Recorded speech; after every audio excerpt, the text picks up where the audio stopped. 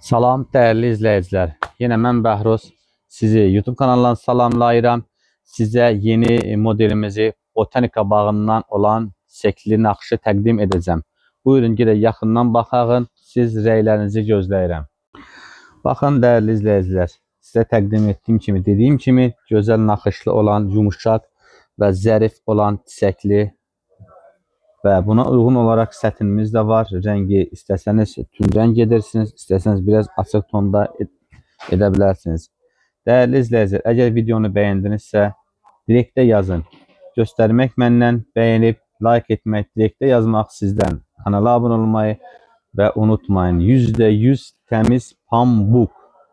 Rəngi solmur və tiftik etmir değerli izləyicilər. İndirim qiymətlərdən həmişə yararlanın.